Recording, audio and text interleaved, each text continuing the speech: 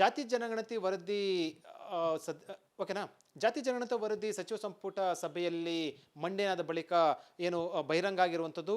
ಈ ವರದಿ ಬಹಿರಂಗ ಆದ ಬೆನ್ನಲ್ಲೇ ಕೂಡ ಒಕ್ಕಲಿಗ ಮತ್ತು ಲಿಂಗಾಯತ ಸಮುದಾಯದಿಂದ ಸಾಕಷ್ಟು ಆಕ್ಷೇಪ ವ್ಯಕ್ತಪಡಿಸ್ತಾ ಇರುವಂಥದ್ದು. ಈ ಬಗ್ಗೆ ಪ್ರಮುಖವಾಗಿ ಒಕ್ಕಲಿಗರ ಸಂಘದಿಂದ ಮಂಗಳವಾರ ಮಹತ್ವದ ಸಭೆಯನ್ನು ಕರೆದಿರುವಂಥದ್ದು, ಇಂದು ಮಹತ್ವದ ಸಭೆಯನ್ನು ಕರೆದಿರುವಂಥದ್ದು. ಈ ಬಗ್ಗೆ ಮಾತಾಡೋಕ್ಕೆ ಒಕ್ಕಲಿಗರ ಸಂಘದ ಅಧ್ಯಕ್ಷ ಕೆಚ್ಚಪ್ ಗೌಡ್ ನಮ್ಮ ಜೊತೆ ಇರುವಂಥದ್ದು. ಸರ್, ಏನು ಸರ್ ಸಭೆ ಮಹತ್ವ ಪಡ್ಕೊಂಡಿರೋದು, ಏನು ಸಭೆ ಕರೆದಿರುವಂಥದ್ದು?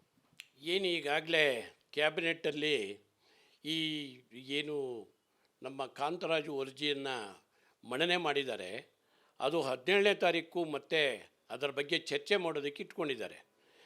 ಯಾವುದೇ ಕಾರಣಕ್ಕೂ ಈ ಅವೈಜ್ಞಾನಿಕ ಏನು ಈ ವರದಿ 2014ರಲ್ಲಿ ಇದು ಆಗಿರ್ತಕ್ಕಂಥ ವರದಿನ ಕೊಟ್ಟು 10 ವರ್ಷಗಳಾದ ಮೇಲೆ ಈ ವರದಿನ ಮತ್ತೆ ಇವತ್ತು ಮನ್ನಣೆ ಮಾಡಿ ಅದನ್ನು ಎಲ್ಲ ಮೀಸಲಾತಿಯನ್ನು ಫಿಕ್ಸ್ ಮಾಡಬೇಕು ಅಂತೇಳಿ ಮಾಡಿರ್ತಕ್ಕಂಥದ್ದು ಸರ್ಕಾರ. ಇದು ತಪ್ಪು ನಿರ್ಧಾರ ನಮ್ಮ ಪ್ರಕಾರ. ಯಾಕೆ ಅಂತಂದರೆ ಪ್ರತಿ 10 ವರ್ಷಗಳಿಗೊಂದು ಸಾರಿ ಜಾತಿ ಜನಗಣತಿ ಮಾಡೋದು ಅದು ಸಹಜ. ಆ ರೀತಿ ಮಾಡೋದಕ್ಕೆ 10 ವರ್ಷದಿಂದ ನೀವು ಏನೂ ಮಾಡ್ದೇನೆ ಹಿಂದೆ 10 ವರ್ಷದ ಹಿಂದೆ ಆಗಿರ್ತಕ್ಕಂಥ ವರದಿನೇ ಇವತ್ತು ಸರಿಯಾಗಿದೆ ಅಂಥೇಳಿ ಮಾಡಿದಿರಿ. ಅಲ್ಲಿಂದ ಇಲ್ಲಿವರೆಗೂ ಏನು 10 ವರ್ಷದಿಂದ ಈಚೆಗೆ ಎಷ್ಟು ಜನಸಂಖ್ಯೆ ಹೆಚ್ಚಿಗೆ ಆಗಿದೆ, ಒಂದೇ ಕೋಮಿನಲ್ಲೇ ಅಲ್ಲ, ನಾನು ಎಲ್ಲ ಕಮ್ಯುನಿಟಿಯಲ್ಲೂ ಕೂಡ ಅವರವರೇ ಜಾತಿಯವರಾಗಿದೆ.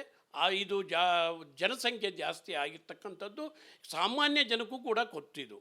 ಇಂಥ ವರದಿಯನ್ನು ಇವತ್ತು ಅನುಷ್ಠಾನಕ್ಕೆ ತಂದು ಮೀಸಲಾತಿಯನ್ನು ಅವ್ರಿಗೆ ಬೇಕಾದವ್ರಿಗೆ ಕೊಟ್ಕೊಂಡು ಪರ್ಸೆಂಟೇಜು ಜಾಸ್ತಿ ಇದೆ ಅವ್ರಿಗೆ ಕೊಡಬೇಕು ಅಂಥೇಳಿ ಮಾಡಿ ಅವ್ರಿಗೆ ಅನುಕೂಲ ಮಾಡೋ ಉದ್ದೇಶದಿಂದ ಇದು ಮಹತ್ವದ ಒಂದು ಹುನ್ನಾರನೇ ನಡೆದಿದೆ.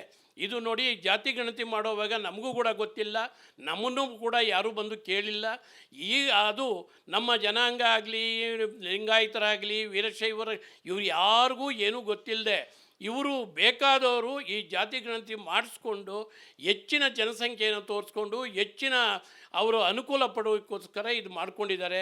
ಇದನ್ನು ನಾವು ರಾಜ್ಯ ಒಕ್ಕಲಿಗರ ಸಂಘದ ಮತ್ತು ನಮ್ಮ ಸಮಾಜದ ಪರವಾಗಿ ಹೋರಾಟಕ್ಕೆ ನಾವು ರೆಡಿಯಾಗಿದ್ದೀರಿ. ಕಾನೂನು ರೀತಿಯಲ್ಲಿರ್ಬೋದು ಅಥವಾ ಪ್ರತಿಭಟನೆ ಮುಖಾಂತರ ಇರ್ಬೋದು, ಇದನ್ನು ನಾವು ಹೋರಾಟ ಮಾಡ್ತೀರಿ. ಈಗ ಸಂಬಂಧಪಟ್ಟಂತೆ ಮಂಗಳವಾರ ಮಹತ್ವದ ಸಭೆ ಕರೆದಿರು ಸರ್. ಮಂಗಳವಾರ ನಾನು ಕಾರ್ಯಕಾರಿ ಸಮಿತಿಯ ಸಭೆಯನ್ನು ಕರೆದಿದ್ದೀರಿ. ಕಾರ್ಯಕಾರಿ ಸಮಿತಿಯಲ್ಲಿ ನಾವು 35 ಜನ ಇದ್ದೀರಿ. 35 ಜನನೂ ನಾವು ಚರ್ಚೆ ಮಾಡಿ ಮುಂದಿನ ಏನು ನಮ್ಮ ನಡೆ ಏನು ಮಾಡಬೇಕು, ಇದಕ್ಕೆ ಯಾವ ರೀತಿ ನಾವು ಸ್ವಾಮೀಜಿಗಳಿದ್ದಾರೆ, ನಮ್ಮ ಮಠದ ಸ್ವಾಮೀಜಿಗಳಿಗೂ ಕೂಡ 3 ಜನ ಸ್ವಾಮೀಜಿಗಳು ಕೂಡ ಇದ್ದಾರೆ, ನಮ್ಮ ಮಂತ್ರಿಗಳಿದ್ದಾರೆ, ನಮ್ಮ ಶಾಸಕರು ಇದ್ದಾರೆ, ಪ್ರತಿಪಕ್ಷ ನಾಯಕರುಗಳಾದ ಎಲ್ಲ ಕುಮಾರಸ್ವಾಮಿಯವರು ಇರ್ಬೋದು, ಎಲ್ಲರೂ ಕೂಡ ಭೇಟಿ ಮಾಡಿ ಇದಕ್ಕೆ ಏನಾದರೂ ಒಂದು ತೀರ್ಮಾನ ತೊಗೊಳ್ಬೇಕು. ಇದು ಯಾವುದೇ ಕಾರಣಕ್ಕೂ ಆಗಬಾರ್ದು. ಮತ್ತೆ ಬೇಕಾದರೆ ಈಗ ಜಾತಿ ಗಣತಿ ಈಗ ತರಲಿ, ಮಾಡಲಿ, ನಾವೇನು ಬೇಡ ಅನ್ನಲ್ಲ. ಈಗೂ ಕೂಡ ಒಂದು ಅವಕಾಶ ಕೊಡಲಿ. ಈಗೇನು ಆಗಿದೆಯೋ ಅದರಲ್ಲಿ ಯಾವ್ಯಾವ್ದು ಬಿಟ್ಟು ಹೋಗಿದೆಯೋ ಅವ್ರನ್ನ ಮತ್ತೆ ತಿರುಗಿ ಅವ್ರನ್ನೇ ಅವರ ಡೀಟೇಲನ್ನು ತಗೊಂಡು ಅದಕ್ಕೆ ಸೇರಿಸ್ಲಿ. ಮತ್ತು ಉಪಪಂಗಡಗಳನ್ನೆಲ್ಲ ಸಪ್ರೇಟ್ ಮಾಡಿ ನಮ್ಮನ್ನು ಪೀಸ್ ಮಾಡಾಕ್ಬಿಟ್ಟವ್ರೆ. ನಾವು ಒಕ್ಕಲಿಗರಂದರೆ ಸುಮಾರು 114 ಉಪಪಂಗಡಗಳಿದ್ದೀರಿ. ಅದನ್ನು ಅನೇಕ ಉಪಪಂಗಡಗಳನ್ನ ಇವರು ಸೇರಿಸ್ಕೊಂಡಿಲ್ಲ. ಬೇರೆ ಬೇರೆ ಗಂಗಡಕಾರರು ಅಂತಾರೆ, ಮರ್ಸು ಅಂತಾರೆ. ಈ ರೀತಿ ಮಾಡಿ ನಮ್ಮ ಜನಸಂಖ್ಯೆಯನ್ನು ಕಡಿಮೆ ಅಂತ ತೋರಿಸ್ತಾ ಇದ್ದಾರೆ. ಇದು ತಪ್ಪು, ಇದು ಅನ್ಯಾಯ ಅಂಥೇಳಿ ನಾವು ಹೋರಾಟ ಮಾಡ್ತೀವಿ. ಸರ್, ಈಗ ಪಕ್ಷಾತೀತವಾಗಿ ರಾಜಕಾರಣಿಗಳು ಸೇರಿದಂತೆ ಪಕ್ಷಾತೀತವಾಗಿ ಇದನ್ನು ಹೋರಾಟ ಮಾಡಬೇಕು, ಪಕ್ಷಾತೀತವಾಗಿ ನೀವೆಲ್ಲರೂ ಭೇಟಿ ಮಾಡ್ತೀರಾ ಸರ್? ಖಂಡಿತವಾಗಿ ನಾಳೆ ನಾವು ಕಾರ್ಯಕಾರಿ ಸಮಿತಿಯಲ್ಲಿ ಆ ತೀರ್ಮಾನ ತಗೊಂಡು ನಾವು ಯಾರ್ಯಾರನ್ನು ಭೇಟಿ ಮಾಡಬೇಕು, ಇದಕ್ಕೆ ನಾವು ಏನು ಮಾಡಬೇಕು ಅನ್ನೋದ್ರ ಬಗ್ಗೆ ಕಾನೂನು ರೀತಿಯಲ್ಲೂ ಪ್ರಯತ್ನ ಮಾಡ್ತೀರಿ. ಮತ್ತು ಹೋರಾಟದ ಮುಖಾಂತರನೂ ಮಾಡೋದಕ್ಕೆ ಇದು ನಮ್ಮ ಪ್ರಯತ್ನ ನಾವು ನಡೆಸ್ತೀರಿ. ಒಕ್ಕಲಿಗ ಸಮುದಾಯದಿಂದ ಒಂದಷ್ಟು ಆತಂಕ ಆಗಿರುವಂಥದ್ದು. ಈ ಮೂಲಕ ನೀವು ಸಂಘದ ಅಧ್ಯಕ್ಷರಾಗಿ ಮತ್ತು ಸಮುದಾಯದ ಒಂದು ಮುಖಂಡರಾಗಿ ನಿಮ್ಮ ಮೇಲೆ ಜವಾಬ್ದಾರಿ ಅಂತ ಹಿನ್ನೆಲೆಯಲ್ಲಿ ಸಮುದಾಯದ ಜನತೆಗೆ ಏನಂತ ನೀವು ಸಂದೇಶ ಕೊಡ್ತೀರಾ? ಸಮುದಾಯದ ಜನತೆಗೆ ಯಾವುದೇ ರೀತಿ ಎಲ್ಲ ನಮ್ಮ ಜನಾಂಗದ ಜನತೆ ನಮ್ಮ ಎಲ್ಲರೂ ನಾವು ಒಂದೇ ಒಕ್ಕಲಿಗರು ಒಗ್ಗಟ್ಟಾಗಿದ್ದೀರಿ ಅನ್ನೋದನ್ನು ತೋರಿಸೋದಕ್ಕೆ ಎಲ್ಲರೂ ತಯಾರಾಗಿದ್ದಾರೆ. ಆದರೆ ನಾವೇ ಇನ್ನೂ ಅವ್ರಿಗೆ ಅವಕಾಶ ಮಾಡಿಕೊಟ್ಟಿಲ್ಲ. ತಾಳಿ ತಾಳಿ ಅಂತ ನಾವು ಹೇಳ್ತಾ ಇದ್ದೀರಿ. ನಮ್ಮ ಸಮುದಾಯದವರು ನಾವೊಂದು ಕೂಗು ಹಾಕಿದರೆ ಇಡೀ ಜನಸಂಖ್ಯೆ ನಮ್ಮ ಜನಾಂಗ ಎಲ್ಲೆಲ್ಲಿದ್ದಾರೋ ಎಲ್ಲರೂ ಎದ್ದು ಆಚೆ ಬಂದು ಇದಕ್ಕೆ ಹೋರಾಟ ಮಾಡೋಕ್ಕೆ ನಮ್ಮ ಜನಾಂಗ ಸರಿಯಾಗಿ ನಿಂತಿದ್ದಾರೆ ಅನ್ನೋದು ನಮಗಂತೂ ಖಂಡಿತ ಗೊತ್ತು. ಯಾವುದೇ ಕಾರಣಕ್ಕೂ ಎದುರಂಗಿಲ್ಲ. ನಾವು ಹೋರಾಟ ಮಾಡ್ತೀರಿ. ನಾವು ಮಣ್ಣಿನ ಮಕ್ಕಳು, ಒಕ್ಕಲಿಗರು, ನಾವೆಲ್ಲ ಒಗ್ಗಟ್ಟಾಗಿದ್ದೀರಿ ಅಂತ ಹೇಳ್ತೀವಿ. ಕೂಡ ಹೋರಾಟ ಮಾಡಕ್ಕೆ ಸಿದ್ಧ ಇದೆ. ಹೋರಾಟ ಮಾಡೋದಕ್ಕೂ ನಾವು ತಯಾರಾಗಿದ್ದೀರಿ. ಸರ್, ಈಗ ಒಂದು ಕಡೆ ಲಿಂಗಾಯತ ಸಮುದಾಯದವನ್ನು ಕೂಡ ಜೊತೆಗೂಡಿಸ್ಕೊಂಡು ಜಂಟಿ ಹೋರಾಟ ಅನ್ನೋದು ಕೂಡ ಒಂದು ಚರ್ಚೆ ಆಗ್ತಾ ಇತ್ತು. ಅವರು ಕೂಡ ನಿಮ್ಮ ಜೊತೆ ಈ ಹಿಂದೆ ಕೂಡ ಮಾತಾಡಿದ್ರು ಕಳೆದ ಕೆಲ ತಿಂಗಳಿಂದ. ಏನು ಸರ್ ಅದು ಮಾತುಕತೆ ಮಾಡಿದ್ದಾರೆ?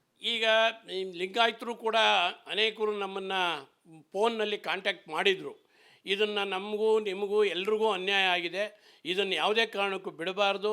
ನಾವು ನೀವು ಸೇರಿ ಒಗ್ಗಟ್ಟಾಗಿ ಹೋರಾಟ ಮಾಡಿ ಈಗ ಆಗಿರ್ತಕ್ಕಂಥ ಅನ್ಯಾಯನ ನಾವು ಸರಿಪಡಿಸಿ ಎಲ್ಲ ಜನಾಂಗಕ್ಕೂ ಕೂಡ ನ್ಯಾಯ ದೊರಕಿಸ್ಕೊಡ್ಬೇಕು, ನಮ್ಮಿಂದನೇ ಆಗಬೇಕು ಅಂತ ಅವರು ಕೂಡ ಹೇಳಿದ್ದಾರೆ. ನಾವು ಕೂಡ ಅದನ್ನೇ ಪ್ರತಿಪಾದನೆ ಮಾಡ್ತಾ ಇದ್ದೀರಿ. ಎಲ್ಲ ಜನಾಂಗಕ್ಕೂ, ನಮ್ಮ ಜನಾಂಗ ಒಂದೇ ಜನಾಂಗ ಅಲ್ಲ. ನಾವು ಎಷ್ಟು ಜನ ಇದ್ದರೆ ಅಷ್ಟೇ ಆಗಲಿ, ಅವ್ರು ಎಷ್ಟು ಜನ ಇದ್ದಾರೆ ಅಷ್ಟೇ ಆಗಲಿ. ಅದು ಏನು ಮೀಸಲಾತಿ ಅವರಿಗೆ ಅವಕಾಶಗಳು ಬರ್ತದೋ ಅವ್ರು ಪಡ್ಕೊತಾರೆ. ಒಟ್ಟಾಗಿ ಎರಡು ಲಿಂಗಾಯತ, ವೀರಶೈವ ಲಿಂಗಾಯತ ಮತ್ತು ಒಕ್ಕಲಿಗ ಸಂಘ ಎರಡೂ ಕೂಡ ಒಟ್ಟಾಗಿ ಹೋರಾಟ ಮಾಡುವಂಥ ಪ್ಲಾನ್ ಇದೆ. ಹೋರಾಟ ಮಾಡೋದಕ್ಕೆ ಇದಕ್ಕೆ ಚರ್ಚೆಗಳಾಗಬೇಕು, ಚರ್ಚೆ ಆಗಬೇಕು. ಈಗ ಇವರು 17ನೇ ತಾರೀಕು ಏನು ಇವರು ತೀರ್ಮಾನ ತೊಗೊತಾರೆ ನೋಡಿಕೊಂಡು ನಾವು ನಾಳೆ ಸಭೆಯಲ್ಲಿ ನಾವು ತೀರ್ಮಾನ ತೊಗೊತೀರಿ. ಆಮೇಲೆ ಸ್ವಾಮೀಜಿಗಳ ಒಂದು ಸಲಹೆಯನ್ನು ಪಡ್ಕೊತೀರಿ. ಮತ್ತು ನಮ್ಮ ಜನಾಂಗದ ಎಲ್ಲ ನಾಯಕರುಗಳನ್ನ ನಾವು ಭೇಟಿ ಮಾಡಿ ನಾವು ತೀರ್ಮಾನ. ಒಂದು ವೇಳೆ ಯಾಕಂದ್ರೆ ಈಗ ವರದಿ ಮಣ್ಣೆ ಆಗೋದಿಲ್ಲ, ಸ್ವೀಕಾರ ಮಾಡೋಂಥದ್ದು ಸ್ವೀಕಾರ ಮಾಡೇ ಬಿಟ್ಟರು, ಮಂಡನೆ ಕೂಡ ಆಗೋಯ್ತು, ಈಗ ಕೂಡ ಜಾರಿ ಆಗುವಂಥ ಒಂದೇ ಒಂದು ಹೆಜ್ಜೆ ಮಾತ್ರ ಇರುವಂಥದ್ದು. ಒಂದು ಇದಕ್ಕೆಲ್ಲ ಮೀರಿ ವರದಿ ಜಾರಿ ಮಾಡೇ ಮಾಡ್ತೀವಿ ಅಂತ ಏನಾದ್ರು ಕೂಡ ಸರ್ಕಾರ ಅಂತಂದರೆ ಏನಾಗುತ್ತೆ ಸರ್? ಇದನ್ನು ಮಂಡನೆ ಮಾಡೇ ಮಾಡ್ತೀರಿ ಅನ್ನೋದು, ಜಾರಿ ಮಾಡೇ ಮಾಡ್ತೀರಿ ಅಂತ ಏನಾದರೂ ಸರ್ಕಾರ ತೀರ್ಮಾನ ತಗೊಂಡ್ರೆ ನಾವು ಹೋರಾಟದ ಜೊತೆಗೆ ಇದಕ್ಕೆ ಎಲ್ಲಿದೆ ಸ್ವಾಮಿ ಇದು ನ್ಯಾಯ? ನಾವು ಕಾನೂನು ರೀತಿಯಲ್ಲಿ ಹೋದರೆ 100ಕ್ಕೆ 100 ಭಾಗ ಕಾನೂನು ನಮ್ಮ ಪರವಾಗಿದೆ. ಇವ್ರು ಮಾಡಿರ್ತಕ್ಕಂಥದ್ದು ಎಲ್ಲವೂ ಕೂಡ ಅವೈಜ್ಞಾನಿಕನೇ. ಯಾವುದೂ ಸರಿಯಾದ ರೀತಿಯಲ್ಲಿ ಇವರು ಮಾಡಿಲ್ಲ. 10 ವರ್ಷಗಳ ಹಿಂದೆ ಆಗಿರ್ತಕ್ಕಂಥದ್ದನ್ನು ಈಗ ತಗೊಂಬಂದು ಅವರು ಇದನ್ನೇ ಜಾರಿ ಮಾಡ್ತೀರಿ ಅನ್ನೋದು ಮಹಾ ತಪ್ಪು. ಕಾನೂನಲ್ಲಿ ನಾವು ಗೆಲ್ಲೋ ಅಂಥ ಅವಕಾಶ ತುಂಬ 100ಕ್ಕೆ 100 ಇದೆ. ನಾವು ಗೆದ್ದುವಾಗಿ ನಿಮ್ಮ ಸಮುದಾಯದ ಒಕ್ಕಲಿಗ ಸಮುದಾಯದ ಶಾಸಕರು, ಸಚಿವರಿಗೆ ನೀವೇನಂತ ಹೇಳ್ಬೋದು? ಪಕ್ಷಾತೀತವಾಗಿ, ಎಲ್ಲ ಪಕ್ಷಾತೀತವಾಗಿ. ಈಗ ನಾನು ಹೇಳೋದು, ನಮ್ಮ ಶಾಸಕರು ಮತ್ತು ನಮ್ಮ ಮಂತ್ರಿಗಳು ಅವರು ನಮ್ಮ ಜನಾಂಗದವರೇ ಆಗಿರೋದ್ರಿಂದ ಜನಾಂಗ ಮುಖ್ಯ ವಿನ ಮಂತ್ರಿ ಸ್ಥಾನ ಮುಖ್ಯ ಅಲ್ಲ, ಶಾಸಕರ ಸ್ಥಾನ ಮುಖ್ಯ ಅಲ್ಲ. ಅವರು ಕೂಡ ಎಲ್ಲ ಬಿಟ್ಟು ಬಂದು ನಮ್ಮ ಜೊತೆಯಲ್ಲಿ ಹೋರಾಟ ಮಾಡಿ ನಮ್ಮ ಜನಾಂಗದ ಮರ್ಯಾದೆಯನ್ನು ಕಾಪಾಡ್ಕೊಳ್ಳೋಂಥ ಕೆಲಸ ಅವರು ಮಾಡ್ತಾರೆ ಅಂತ ನಾನು ನಂಬಿದ್ದೀನಿ. ಅವರೇನಾದರೂ ಆ ಥರ ಅವರಿಗೆ ನಾವು ರಾಜಕೀಯದಿಂದ ನನಗೇನೋ ತೊಂದರೆ ಆಗೋಗ್ತದೆ ಅನ್ನಂಗಿದ್ರೆ ಏನೂ ತೊಂದರೆ ಆಗಲ್ಲ. ನಾವು ನಿಮ್ಮ ಹಿಂದೆ ಇದ್ದೀರಿ ಜನಾಂಗ, ಇಡೀ ನಮ್ಮ ಸಮಾಜ ನಿಮ್ಮ ಪರವಾಗಿ ನಿಂತ್ಕೊತೀರಿ. ಯಾವುದಕ್ಕೂ ಹೆದರಬೇಡಿ.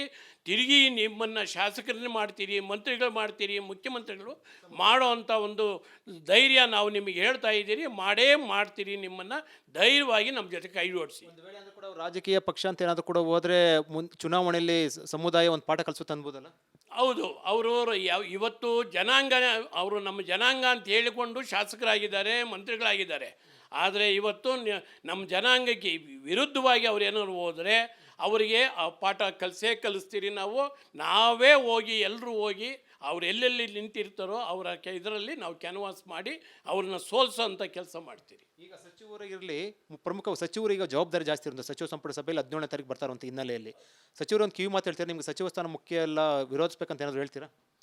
ಖಂಡಿತವಾಗಿ ಅವರು ಈಗಾಗಲೇ ಪ್ರಯತ್ನ ಮಾಡ್ತಾ ಇದ್ದಾರೆ. ಆದರೆ ಎಲ್ಲೂ ತೋರಿಸ್ಕೊತಾ ಇಲ್ಲ. ಅವ್ರು ತೋರಿಸ್ಕೊಬೇಕು, ಓಪನ್ ಆಗಿ ಬರಲಿ. ಏನು ತಪ್ಪೇನಾಗ್ತದೆ? ಏನು ನಮ್ಮ ಜನಾಂಗ ನಾವು ಉಳಿಸ್ಕೊಬೇಕು ಅಂತೇಳಿ ಓಪನ್ ಆಗಿ ಬರಲಿ. ನಮ್ಮ ಜನಾಂಗ ಇದ್ದರೆ ನೀವು ಮತ್ತೆ ಇನ್ನೊಂದು ಸಾರಿ ಮಂತ್ರಿಗಳಾಗ್ತೀರಿ, ನೀವು ಶಾಸಕರಾಗ್ತೀರಿ, ಎಲ್ಲನೂ ನೀವು ಅನುಭವಿಸ್ಬೋದು. ಜನಾಂಗನೇ ಇಲ್ಲ ಅಂದರೆ ನೀವು ಅದನ್ನು ಮತ್ತೆ ಪಡ್ಕೊಳಕ್ಕಾಗ್ತದೆ? ಸಾಧ್ಯನೇ ಇಲ್ಲ. ಸಚಿವರು ಕುರ್ಚಿಗೆ ಅಂಟ್ಕೊಳ್ಬಾರ್ದು ಅಂತ ಏನಾದ್ರು ಹೇಳ್ತೀರಾ? ಒಕ್ಕಲಿಗರು ಜನಾಂಗ ಯಾವತ್ತೂ ಕೂಡ ಕುರ್ಚಿ ಇದೆ ಬೇಕೇ ಬೇಕು ಅಂತ ಯಾವತ್ತೂ ಅದಕ್ಕೆ ಹೋರಾಟ ಮಾಡೋದು ಅಂಥವ್ರಲ್ಲ. ಸಾಮಾನ್ಯವಾಗಿ ಒಕ್ಕಲಿಗ ಜನಾಂಗ, ರೈತಾಪಿ ಜನಾಂಗ, ಅವರು ಎಲ್ರಿಗೂ ಬೇರೆಯವರಿಗೆ ಸಹಾಯ ಮಾಡೋ ಒಂದು ಗುಣ ಇದೆಯೋ ವಿನ ಯಾರಿಗೂ ನನ್ನ ಸ್ವಾರ್ಥ ಅಂಥೇಳಿ ಯಾವುದನ್ನು ಅವ್ರು ಇಟ್ಕೊಂಡಿಲ್ಲ.